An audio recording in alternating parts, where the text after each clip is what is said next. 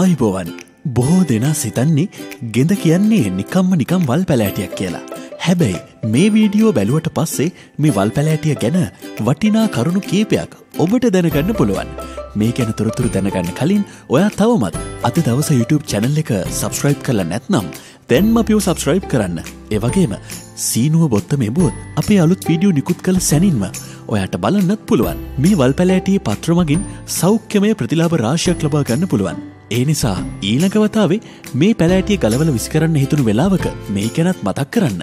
ගෙඳ පැලෑටිය සතුව විටමින් හා ඛනිජ රාශියක් අන්තර්ගත වෙනවා. ඒ වගේම අස්ථි වලට ඍජුවම බලපාන යකඩ හා කැල්සියම්ද බහුලව අඩංගු වෙනවා. මේ නිසා සමස්තයක් ලෙස ගත් විට ශරීර සෞඛ්‍යයට බෙහෙවින් වටිනා පෝෂක රාශියක් මේ ශාකයේ අන්තර්ගත වෙනවා. මේ ශාකයේ බීජ ඉතාමත් ශක්තිමත්. මේ ශාකයට අවුරුදු 25ක් පමණ නොනැසී පවතින්න පුළුවන්. මේ නිසා අපගේ ප්‍රතිශක්තිකරණ පද්ධතියටත් ගෙඳ පැලෑටිය බෙහෙවින් ගුණදායක වෙනවා. සියලුම කොළ පැහැති එළවලු වලට වඩා විටමින් මෙහි අන්තර්ගත වෙනවා. එහි ප්‍රතිඵලයක් විදිහට මේ හොඳ පිළිකානාශකයක්ද වෙනවා. ඒ වගේම මෙහි ඔමේගා 3 තෙල් අම්ලය බහුල නිසා හදවත් රෝග වළක්වන්නත් බෙහෙවින් ප්‍රයෝජනවත් වෙනවා. මේ නිසා මේ පැලෑටිය ඔබගේ දිනපතා ආහාරයට එකතු කරගන්න පුළුවන් නම් එය ගොඩාක් සුබදායකයි. ආහාරය සඳහා සැකසූ විට දෙහි රසයට සමාන රසයක් මෙයින් ලබා ගන්න පුළුවන්.